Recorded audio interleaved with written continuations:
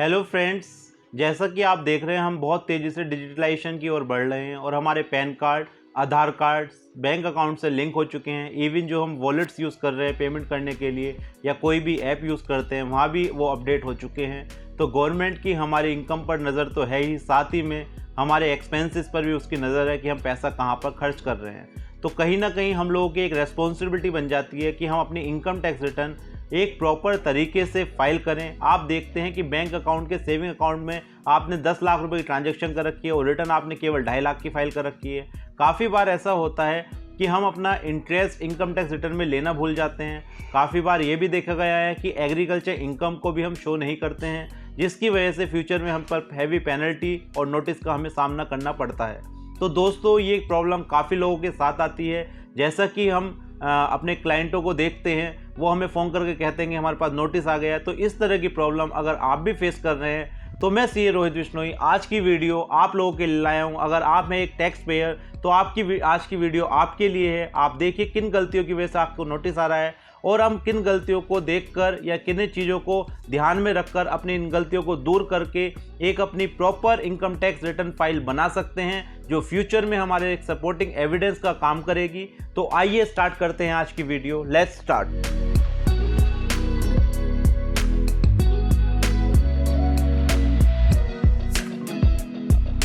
तो दोस्तों, आज का जो टॉपिक है वो है things to know before filing ITR. किन किन चीज़ों का हमें ध्यान रखना है आईटीआर फाइल करने से पहले, या documents required for filing ITR. इसका पूरा procedure from step 1 to step 10 जो भी है, जितने स्टेप्स रहेंगे I will tell you each and everything, क्योंकि हर एक स्टेप बहुत ज़्यादा इंपॉर्टेंट है। तो आइए हम चलते हैं। सबसे पहले steps involve for filing ITR and documents required for ITR. कौन कौन से स्टेप्स हैं और कौन कौन से डॉक्यूमेंट्स हमें चाहिए आईटीआर फाइल करने के लिए। सबसे पहले जो डॉक्यूमेंट चाहिए वो मैं आपको फर्दर स्लाइड से बताऊंगा कौन कौन से डॉक्यूमेंट चाहिए। सारे डॉक्यूमेंट्स हमें इकट्ठे करने हैं, एक जगह फाइल बनानी है उसकी प्रॉपर डॉक्यूमेंट्स की, क्योंकि फाइनेंशियल ईयर वाइज रिटर्न जाती है। हर एक फाइनेंशियल ईयर की एक अलग फाइल बनाइए या एक फाइल बनाइए, उसमें हर एक फाइनेंशियल ईयर का डाटा रखिए अगर आपका कम डाटा है तो। सबसे पहले हम डॉक्यूमेंट्स इकट्ठे करेंगे जिस फाइनेंशियल ईयर की हम रिटर्न फाइल करेंगे। कौन कौन से डॉक्यूमेंट्स होंगे वो मैं आगे बताऊंगा। उसके बाद जब हम रिटर्न फाइल करने लगते हैं और हमारा रिफंड होता है तो हम अपना अकाउंट प्री वैलिडेट करना भूल जाते हैं। तो अपना अकाउंट प्री वैलिडेट करिए, और अगर आपका अकाउंट प्री वैलिडेट नहीं हो पा रहा है तो अपनी बैंक में संपर्क करिए। इसकी मैं वीडियो आपको आई बटन में दे दूंगा। इसकी मैंने बता रखा आप कैसे प्री वैलिडेट कर सकते हैं बैंक अकाउंट। आगे, अब जैसा कि इस फाइनेंशियल ईयर से ओल्ड टैक्स और न्यू टैक्स इंडिविजुअल एचयूएफ के लिए आ चुका है, तो जब आप सारी चीज़ें एक जगह इकट्ठी कर लेंगे तो अपना ग्रॉस टोटल इनकम करके टोटल इनकम निकाल कर उससे अपना टैक्स कैलकुलेट करिए ओल्ड मेथड से और न्यू मेथड से, विच वन इज़ बेटर। उसके हिसाब से फिर आप आगे क्या करेंगे, पहले इवेल्युएट करेंगे कौन सा बेटर है। उसके बाद अगर आपको लगता है कि मुझे टैक्स डिपॉजिट कराना है तो चालान नंबर 280 से आप अपना चालान डिपॉजिट कराएंगे। और अगर आपकी एडवांस टैक्स लाइबिलिटी आ रही है, अगर इन केस आप एडवांस में मतलब नेक्स्ट फाइनेंशियल ईयर के अभी से कैलकुलेट करें तो आप एडवांस टैक्स का भी पता लगा सकते हैं। एडवांस टैक्स की वीडियो मैं ऑलरेडी बना चुका हूँ, इसका लिंक भी मैं डिस्क्रिप्शन में दे दूंगा। तो आपका जो भी टैक्स होगा वो टैक्स डिपॉजिट करेंगे, उसके बाद फिर अपनी इनकम टैक्स रिटर्न आप फाइल करेंगे। अब दोस्तों, काफ़ी बार ये होता है कि लोग अपनी इनकम टैक्स रिटर्न फाइल कर देते हैं, फिर उसे वो ई वेरीफाई करना भूल जाते हैं। तो ये याद रखिए, रिटर्न फाइल करने के बाद अपना ई वेरिफिकेशन ज़रूर करिए और अपने आधार और पैन कार्ड को लिंक करिए, जिससे आपका ई वेरिफिकेशन आधार ओटीपी के थ्रू ईजिली हो सके और रिटर्न आपकी प्रोसेस हो सके। जब आप ई वेरीफाई कर देंगे उसके बाद आपका इंटीमेशन आता है 143(1) में, उसका प्रिंट आउट लेकर ज़रूर देखिए कि आपकी जो रिटर्न वो प्रॉपरली प्रोसेस हो गई है। कहीं आपकी डिमांड या कोई डिडक्शन आपकी इनकम टैक्स वालों ने ना मानी और आपको डिमांड दी है तो उस चीज़ का भी ज़रूर ध्यान रखिए और इसका प्रिंट आउट निकाल कर अपनी फाइल में लगाइए। तो ये तो हो गए सारे स्टेप्स। अब जो हमारा मेन टॉपिक है वो है कौन कौन से डॉक्यूमेंट्स जो हमें लेने हैं रिटर्न फाइल करने के लिए, उसे समझते हैं। सबसे पहले bank statements, documents required for ITR. ये सारे डॉक्यूमेंट्स मैं एक एक करके बहुत डिटेल में आपको सारी चीज़ें समझाऊंगा। सबसे पहले बात करेंगे कि bank statements. All bank statements आपको लेने ही लेने हैं। अब अगर मैं बैंक स्टेटमेंट की बात करूं तो यहाँ पर बैंक स्टेटमेंट का मतलब ये है कि सारे बैंक स्टेटमेंट आपको लेने हैं, चाहे आपका अकाउंट बैंक में है, पोस्ट ऑफिस में है, या आपने किसी मुस्लिम फंड या किसी सोसाइटी में खुलवा रखा है, वो भी सारे स्टेटमेंट आपको लेने हैं। सेविंग करंट सब लेने हैं, सेविंग इंटरेस्ट भी आपका इससे पता चल जाएगा, और साथ में अगर आपने कोई लोन ले रखा है, कार लोन या हाउसिंग लोन ले रखा है, तो उसके स्टेटमेंट भी लेने हैं। जब दोस्तों आप स्टेटमेंट लेते हैं तो उसकी क्रेडिट साइड पर आप फोकस करिए कि आपका टोटल क्रेडिट पूरे साल में कितना हुआ है, वो डाटा आपका मैच होना चाहिए। फॉर एग्जांपल 10 लाख रुपए आपके अकाउंट में क्रेडिट हुए हैं तो आपकी इनकम 8 लाख रुपए हुई है, तो 2 लाख रुपए की जो ट्रांजैक्शन है उसका भी आपके पास रिकॉर्ड होना चाहिए कि या तो वो आपने लोन लिया है या आपने पहले कैश विड्रॉल कर लिया होगा, दोबारा डिपॉजिट करा है, क्योंकि आपका bank account income tax return से मैच होना चाहिए। क्योंकि फ्यूचर में काफ़ी बार नोटिस इसी तरह के आते हैं कि हम अपनी इनकम टैक्स रिटर्न कम की फाइल कर देते हैं बट हमारी ट्रांजैक्शन ज़्यादा की हो रखी होती है। तो ये कोशिश करिए आपके ITR बैंक अकाउंट से मैच हो। तो यहाँ पर सबसे पहले जो इम्पोर्टेंट डॉक्यूमेंट है वो है बैंक स्टेटमेंट, सेविंग, करंट और लोन्स अकाउंट, इवन जो आपने संस्था या किसी NBFC में अकाउंट खुलवा के सबके आपको स्टेटमेंट लेने हैं। इसके बाद जो दूसरी सबसे इम्पोर्टेंट चीज़ है वो है फॉर्म 26AS। फॉर्म 26AS में क्या क्या देखना है, आइए वो भी देख लेते हैं एक बार। फॉर्म 26AS में सारी चीज़ें आती हैं हमारी, समरी ऑफ ऑल फॉर्म 16 और 16A, जो 16 फॉर्म मिलते हैं उनकी डिटेल्स आएगी।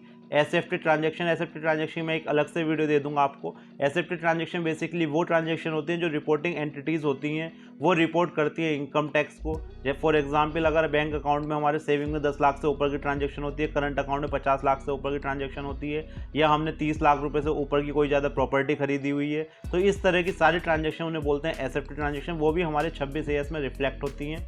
इसके बाद अगर हमने कोई एडवांस टैक्स, TDS या TCS अगर हमारा कटा हो, ये सबकी डिटेल्स आपकी 26AS में मिलेंगी। प्रीवियस ईयर का ITR का रिफंड आया है तो उस पर कितना इंटरेस्ट मिला है, ये सारी 26AS में चीज़ें मिल जाएंगी। तो दोस्तों ये सारी चीज़ें 26AS में मिलती हैं। फॉर्म सारे 16 की डिटेल्स, टैक्स जो आपने जमा कराया, SFT ट्रांजेक्शन्स, प्रीवियस ईयर का IT रिफंड और इंटरेस्ट। तो इसलिए सेकंड जो डॉक्यूमेंट है वो है 26AS, जो हर किसी के लिए वेरी वेरी इंपॉर्टेंट है। आगे चलते हैं। इसके बाद आता है डिडक्शन डिटेल्स, ये मैं आपको लास्ट में बताऊंगा कौन कौन सी डिडक्शन होती है, कौन कौन सी चीज़ें लिखनी होती हैं। Details of all income from all the heads if applicable, ये भी हम डिस्कस करेंगे कि हमारी इनकम कहाँ से आ रही है, उसके लिए हमें क्या क्या पेपर चाहिए। डिटेल्स ऑफ लोन और गिफ्ट गिवन और रिसीव ड्यूरिंग द ईयर, अगर आपने कोई लोन लिया है या दिया है, गिफ्ट किसी को दिया है या लिया है, इसकी डिटेल। और आता सर्टिफिकेट फॉर्म 16। फॉर्म 16 होता है सैलरी वालों के लिए, अदर देन सैलरी वालों के लिए होता है फॉर्म 16A, जिसमें सारी डिटेल्स आती हैं। फॉर एग्जांपल अगर आपका FD पे TDS कटा हुआ है, कमीशन पर आपका TDS कटा हुआ है, रेंटल इनकम पर आपका TDS कटा हुआ है, तो आपको फॉर्म 16A मिलेगा। ये दोनों की डिटेल 26AS में भी आएगी। तो आप ये क्रॉस टैली करने के लिए दोनों सर्टिफिकेट भी आप ऑब्टेन कर सकते हैं। अगर आप जॉब कर रहे हैं तो फॉर्म 16 में मिलेगा, जॉब नहीं कर रहे उसके अलावा अदर देन सैलरी कोई इनकम है तो फॉर्म 16A सर्टिफिकेट आपको दिया जाएगा। हाउसिंग लोन इंटरेस्ट, ये आप मैंने बताया था स्टेटमेंट सारे लेने हैं। अगर आप हाउसिंग लोन आपका चल रहा है उसका स्टेटमेंट लेंगे तो आपका हाउसिंग लोन भी वहाँ से निकल जाएगा। तो these are the common documents जो आपको लेने ही लेने हैं। जनरली क्या होता है, एक क्लाइंट आता है कहता है पैन कार्ड, आधार कार्ड, ये बैंक की पासबुक आप रिटर्न फाइल कर दो, but this is a wrong procedure, क्योंकि अब जो है अब बहुत ही चैन से सोना है तो जाग जाओ, क्योंकि फ्यूचर में अगर आप इस तरह की रिटर्न फाइल करने वाले हो तो आपको बहुत ज़्यादा नोटिस आने वाले हैं और हैवी पेनल्टी लगने वाली है। आइए अब स्टार्ट करते हैं और आगे।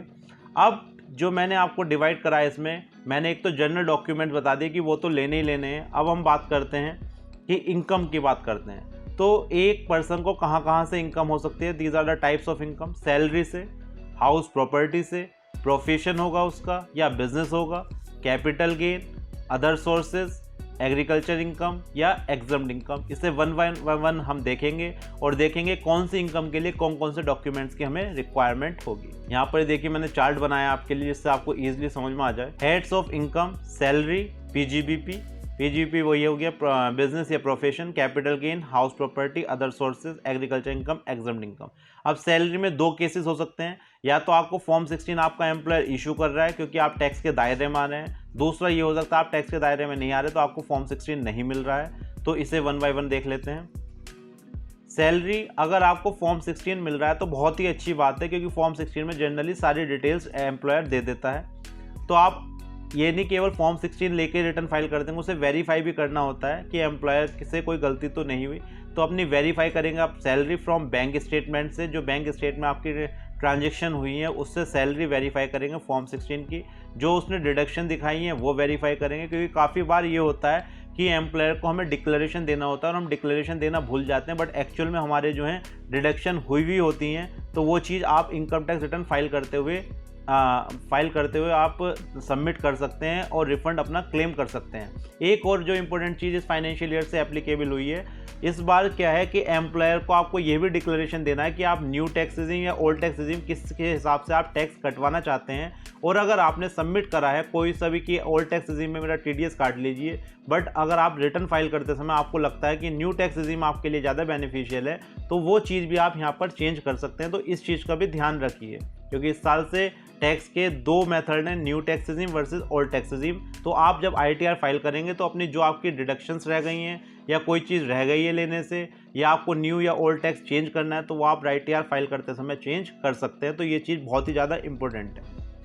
अब दूसरा केस क्या है, इफ़ फॉर्म 16 नॉट अवेलेबल, अगर फॉर्म 16 आपको नहीं मिलता है तो आप कैसे करेंगे। तो उस केस में आप वेरीफाई करेंगे salary from verify salary after obtaining salary slip if available. अगर आपके पास सैलरी स्लिप है उससे अपनी सैलरी वेरीफाई करिए। Verify salary from bank statement, bank statement में अगर आपका खाते मतलब बैंक अकाउंट में ट्रांसफ़र हुआ है तो उससे अपनी सैलरी कैलकुलेट करिए, उससे फिर अपनी ITR फाइल करिए। और डिडक्शंस जो होंगी वो आपके सपोर्टिंग डॉक्यूमेंट जो होंगे उससे आप वेरीफाई कर लेंगे। तो ये 2 सिनेरियो हो सकते हैं कि आपका फॉर्म 16 अवेलेबल हो सकता है, फॉर्म 16 अवेलेबल नहीं हो सकता है। तो ये हुई सैलरी इनकम की बात। अब आगे चलते हैं एक बार फिर से चार्ट पर। अब हम पढ़ेंगे PGBP। PGBP में भी अगेन 2 सिनेरियो हो सकते हैं। PGBP में क्या हो सकता है, प्रोफेशन इनकम में GST। अब एक या तो ये हो सकता है आपने GST का रजिस्ट्रेशन ले रखा है, या हो सकता है नहीं ले रखा। तो आइए दोनों चीज़ें देख लेते हैं। अब इनकम फ्रॉम बिजनेस या प्रोफेशन, GST रजिस्ट्रेशन ले रखा है, टेकन, तो आपको क्या देखना है, all relevant item to be include, जो भी आपके आइटम्स होंगे, जो भी आपकी इन्वेस्टमेंट डिटेल्स होगी, एसेट्स की डिटेल्स होगी, जो आपने ड्यूरिंग द ईयर परचेस करे होंगे, वो उन सब की डिटेल्स आपको देखनी है। इन्वेस्टमेंट, प्रॉपर्टी, ये सारी चीज़ें आ गई। सबसे इंपॉर्टेंट चीज़ ये है कि जो आपकी GST अगर आपने ले रखा है तो GST का जो टर्नओवर है आपके एक्चुअल सेल्स बुक से मैच होना चाहिए, 26 AS से मैच होना चाहिए। इवन जो आपकी बैंक की ट्रांजैक्शन है उससे भी आपका रिकन्सिलेशन। तो यहाँ पर एक रिकन्सिलेशन का बहुत ही ज़्यादा इंपॉर्टेंट रोल है। अगर आप ये रिकन्साइल नहीं कराएंगे तो आपको इनकम टैक्स के नोटिस आएंगे। क्यों आएंगे इनकम टैक्स के नोटिस, क्योंकि जो आपका GST नंबर है वो पैन नंबर से लिंक है, और GST और इनकम टैक्स का डाटा जो है वो इंटीग्रेटेड है। तो इन केस अगर आपने GST में टर्नओवर ज़्यादा दिखा रखा और इनकम टैक्स में कम दिखा रखा है तो भी नोटिस आएंगे। दूसरा केस क्या हो सकता है, आपने इनकम टैक्स में ज़्यादा दिखा रखा और GST में कम दिखा रखा तो भी नोटिस आएंगे। तो इसका एक प्रॉपर रिकन्सिलेशन बना लीजिए, क्योंकि 26 AS में भी आपके टर्नओवर की डिटेल्स आनी स्टार्ट हो गई है। तो इसका प्रॉपर रिकन्सिलेशन बहुत ज़रूरी है। साथ में बिजनेस एक्सपेंस प्रूफ, अगर आप कोई एक्सपेंस करते हैं, कोई चीज़ खरीदते हैं या रेवेन्यू एक्सपेंस करते हैं, उसके प्रॉपर सपोर्टिंग डॉक्यूमेंट जरूर रखिए अपने पास। और सबसे लास्ट इंपॉर्टेंट कि आपके ऊपर टैक्स ऑडिट की लायबिलिटी तो नहीं है। टैक्स ऑडिट अगर कराना है तो आप प्रॉपर CA के पास जाइए, अपने डिजिटल सिग्नेचर बनवाइए और अपना ऑडिट कराइए। दूसरी चीज़, अगर आपने GST नहीं ले रखा तो अपना आप टर्नओवर कहाँ से निकालेंगे, बैंक स्टेटमेंट से या कैश बुक से, जो भी आपका एज द केस में भी जो भी केस हो सकता है। बाद में बाकी सारी चीज़ों का आपको ध्यान रखना है कि बिजनेस प्रूफ ये सारी चीज़ें, बट आपका जो टर्नओवर निकलेगा वो बैंक स्टेटमेंट के बेसिस में निकलेगा, क्योंकि आपने GST नहीं ले रखा है। ठीक है, तो यहाँ पर आपका जो रिकन्सिलेशन होना चाहिए कि जो भी आप ग्रॉस रेवेन्यू शो कर रहे हैं, टर्नओवर शो कर रहे हैं, ग्रॉस रिसिप्ट है, वो आपकी बैंक स्टेटमेंट से प्रॉपर 100% मैच होनी चाहिए। इस चीज़ का बहुत ध्यान रखिए। अब आगे हेड पे चलते हैं। नेक्स्ट है हमारा कैपिटल गेन। कैपिटल गेन क्या होता है, अगर हम कोई प्रॉपर्टी या शेयर्स या डिवेंचर्स कोई भी सेल करते हैं ड्यूरिंग द ईयर और उस पर हमें कोई प्रॉफिट या लॉस होता है, उसे बोलते हैं कैपिटल गेन। तो अगर आपने कोई प्रॉपर्टी सोल्ड करी है कैपिटल ड्यूरिंग द ईयर, उस पर कैपिटल गेन है। अगर आपने स्टॉक में पैसा लगाया उस पर आया। P&L स्टॉक वाइज कि आपने इन्फोसिस के शेयर्स लिए थे वो बेचे, पर्टिकुलर स्टॉक वाइज यहाँ पर कैलकुलेट करें। कॉन्ट्रैक्ट नोट जो होंगे उससे निकालेंगे। अकाउंट स्टेटमेंट निकल जाते हैं, जो डीमैट अकाउंट आपने खुलवा रखे होंगे तो जो ब्रोकरेज फर्म है वो आपको स्टेटमेंट भी दे देंगे ड्यूरिंग द ईयर आपका इतना प्रॉफिट हुआ है, तो आप कैलकुलेशन से बच सकते हैं। और अगर आपने शेयर्स ले रखे हैं और उस पर डिविडेंड आपको मिला है तो वो डिविडेंड भी आपको शो करना है, बट वो कैपिटल गेन में नहीं आता, वो आएगा इनकम फ्रॉम अदर सोर्सेज। हम इस चीज़ को वहाँ पर भी डिस्कस करेंगे। क्लियर है, आगे चलते हैं। अब आता है इनकम फ्रॉम हाउस प्रॉपर्टी। हमने सैलरी का डिस्कस कर लिया है, बिजनेस प्रोफेशन का डिस्कस कर लिया है, कैपिटल गेन का डिस्कस कर लिया है। अब आता है हाउस प्रॉपर्टी। हाउस प्रॉपर्टी में अगर आपने कोई बिल्डिंग है, कॉमर्शियल प्लेस है, वो आपने रेंट पर दे रखा है, तो उससे जो रेंटल इनकम आएगी वो आपकी हाउस प्रॉपर्टी में टैक्सेबल होगी। तो काफ़ी बार लोग क्या करते हैं, अपना घर किराए पर देते हैं, उस किराए की इनकम को अपने इनकम टैक्स रिटर्न में दिखाना भूल जाते हैं और जो इनकम आती है उसे बैंक में डिपॉजिट कर देते हैं। इससे क्या होता है, जो बैंक स्टेटमेंट होता है और ITR जो होती है दोनों मैच नहीं होती, तो इससे भी फ्यूचर में आपको नोटिस आ सकता है। काफ़ी बार ऐसा होता है कि बहुत से लोगों की केवल रेंटल इनकम आती है और रेंटल इनकम पर TDS कट जाता है, तो उन्हें यही नहीं पता होता कि हमारा TDS कटा है, और काफ़ी बार पता होता है TDS कटा है, फिर भी वो रिटर्न फाइल नहीं करते। तो यहाँ पर TDS का भी ध्यान रखें। अगर आपका TDS कटा है और इनकम टैक्स नहीं बन रहा है तो उस TDS को आप रिफंड क्लेम करने के लिए अपनी ITR टाइमली फाइल करें। तो ये हो गई हमारी income from house property, salary हो गई, बिजनेस प्रोफेशन हो गया, कैपिटल गेन हो गया, हाउस प्रॉपर्टी हो गया। इन चारों के अलावा जो बचता है वो है other sources. Other sources that is very very important, क्योंकि यहाँ पर लोग सबसे ज़्यादा गलती करते हैं।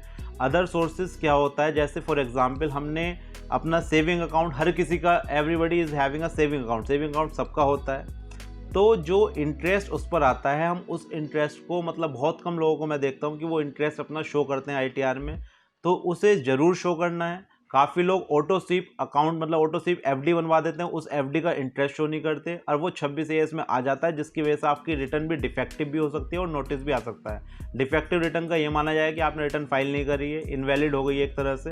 तो इन चीज़ों का बहुत ध्यान रखें और अपनी रिटर्न 26 AS से भी मैच कर लें। काफ़ी बार ये होता है हम लोगों को पता नहीं रहता और हमारा TDS कट जाता है, उस चीज़ से भी मैच करें। तो अदर सोर्स में कौन कौन सी इनकम आ सकती है, इंटरेस्ट, चाहे वो सेविंग का हो, FD का हो। यहाँ पर एक चीज़ और बताना चाहूँगा मैं आपको, काफ़ी लोग जो है NSC कर लेते हैं। NSC का क्या होता है, 5 ईयर्स का पीरियड होता है। इसकी इनकम जो है इंटरेस्ट वाली, वो हमें एवरी ईयर शो करनी होती है। NSC का जो इंटरेस्ट आता है, NSC हमने आज कराई 1 लाख की, वो हमें 5 साल बाद 1.5 लाख रुपये, 1,30,000 जो भी मिला, तो जो 30,000 रुपये 5 सालों में डिवाइड होकर हर एक साल हमें इसका इंटरेस्ट दिखाना है, जो कि लोग काफ़ी गलती करते हैं, इसे दिखाते ही नहीं है। और NSC का इंटरेस्ट, एक और चीज़, पहले ये इनकम में ऐड होता है, फिर 80C में ये माना जाता है कि ये फर्दर री इन्वेस्ट हो गया क्योंकि हमें पैसा नहीं मिला, तो 80C में इसकी छूट भी मिलती है। तो जैसे NSC वाले होते हैं, ऐसे काफ़ी सारे जो लॉन्ग टर्म 1 साल से ज़्यादा वाले इन्वेस्टमेंट होते हैं, उसे बाइफरकेट करके कि इस साल में उसकी कितनी इनकम आ रही है, उसे ज़रूर लें। ऐसी गलतियाँ काफ़ी करते हैं लोग।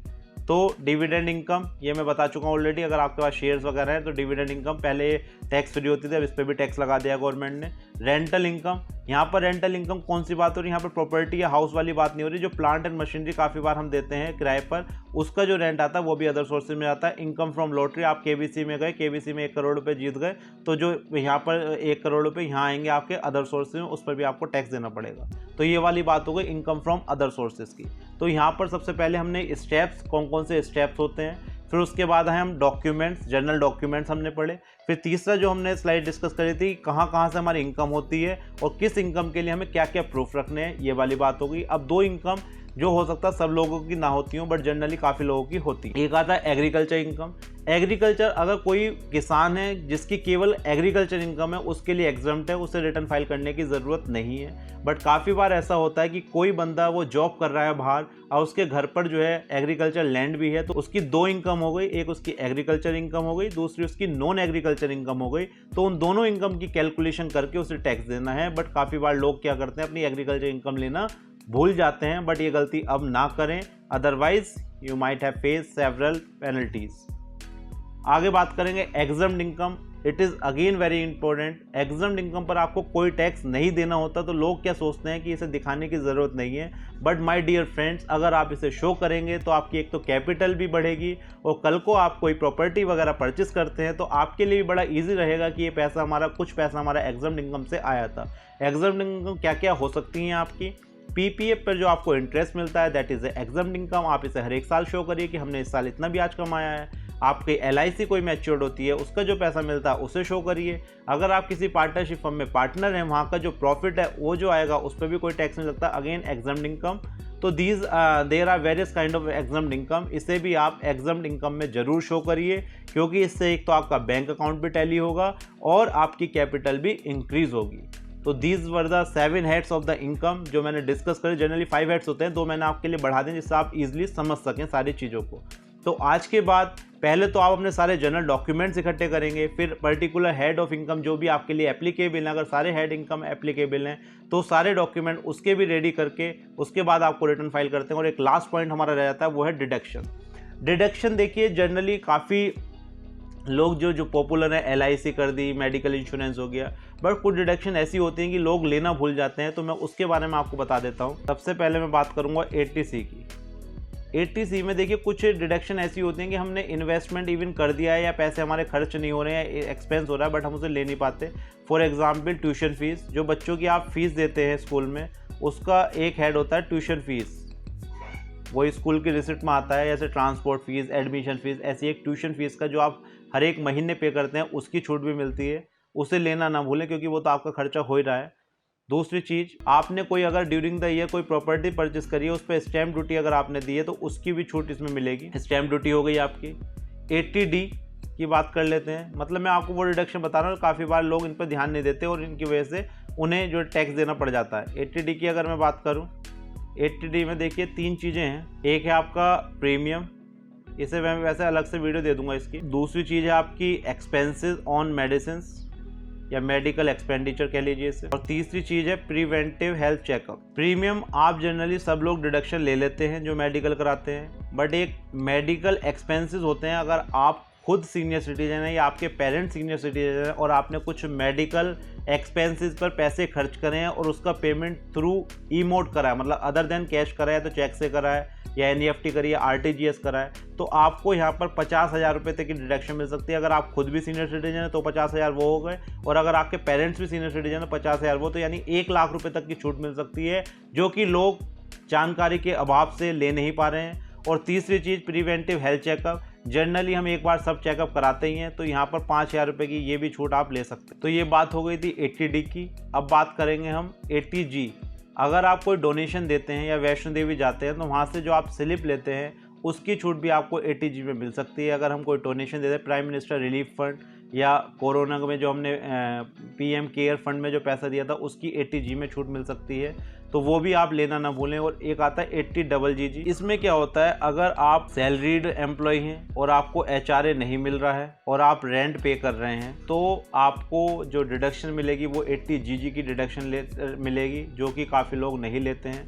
दूसरी चीज़, अगर आप सेल्फ एम्प्लॉयड हैं और आप रेंट पे कर रहे हैं, आपका कोई घर नहीं है, तो भी आपको इसमें 80GG में डिडक्शन मिल सकती है। तो ये काफ़ी डिडक्शन हम इग्नोर कर देते हैं जल्दबाजी में। इन चीज़ों का ध्यान रखें, इससे क्या होगा, एक तो आपका टैक्स कम जाएगा और रिटर्न भी बिल्कुल प्रॉपर्ली फाइल होगी। इसके अलावा 80TT आपकी सेविंग बैंक की डिडक्शन होती है। 80TD भी सीनियर सिटीजन को मिलती है। और भी इसके अलावा बहुत सारी डिडक्शन होती है। Interest on housing loan, interest on housing loan under section 24 मिलती है, जो उसका प्रिंसिपल का कंपोनेंट होता है वो 80C में मिलता है।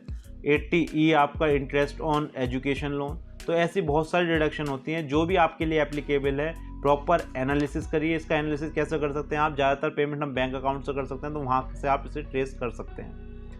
और दूसरी चीज़, कुछ डिडक्शंस के लिए मोड ऑफ पेमेंट इंपॉर्टेंट होता है। जैसे कि मैंने बताया, जब मेडिकल एक्सपेंडिचर डिडक्शन केवल जब मिलेगी जब आप बैंक के थ्रू करेंगे, या प्रीमियम की डिडक्शन जब मिलेगी जब आप बैंक के थ्रू करेंगे, तो that is again very important.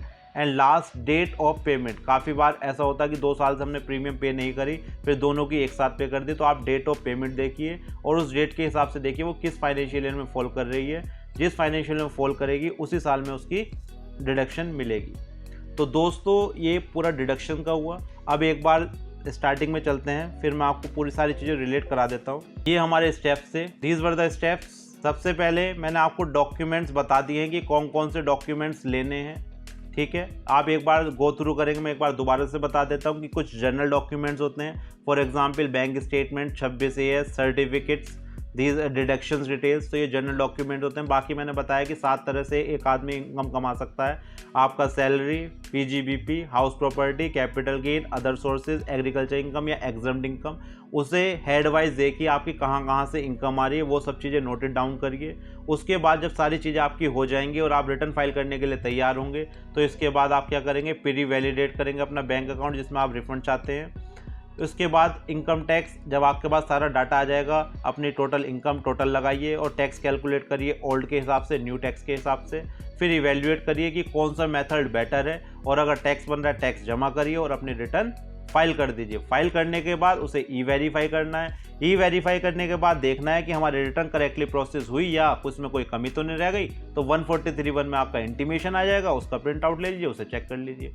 तो दोस्तों ये एक पूरा प्रोसीजर है, क्योंकि इनकम टैक्स रिटर्न ये मत सोचिए कि हमें अपने लोन के लिए फाइल करनी है, किसी चीज़ के लिए फाइल करनी है। हो सकता है आज आप कम पैसे कमा रहे हैं, कल को आप ज़्यादा पैसे कमाएं, और जब आदमी ज़्यादा पैसे कमाता है तो गवर्नमेंट की उस पर ज़्यादा नज़र होती है और वो पुराने पिछले 8 सालों का डाटा आपसे मांग सकते हैं, तो वहाँ पर आपको दिक्कत आ सकती है। दूसरी चीज़, आपके KYC डॉक्यूमेंट सारे लिंक हैं, तो इन चीज़ों को बिल्कुल इग्नोर ना करें। ये मैंने वीडियो इसलिए बनाई है क्योंकि हम काफ़ी जल्दबाजी करते हैं, जिसमें हमें थोड़ा टाइम देना चाहिए कि साल में एक बार ही तो करना, हर एक महीने तो हम रिटर्न फाइल नहीं कर रहे हैं अपनी, तो एक साल में कुछ टाइम देकर अपनी प्रॉपर फाइनेंशियल रिपोर्ट तैयार करें। क्योंकि इनकम टैक्स रिटर्न से क्या होता है, हमारा एक फाइनेंशियल कैपिटल हमारी शो होती है कि हम कैपिटल कितनी बढ़ा रहे हैं, कितनी कम हो रही है, क्या हो रहा है। तो इसे प्रॉपर तरीके से फाइल करिए। तो दोस्तों ये हमारी आज की वीडियो थी।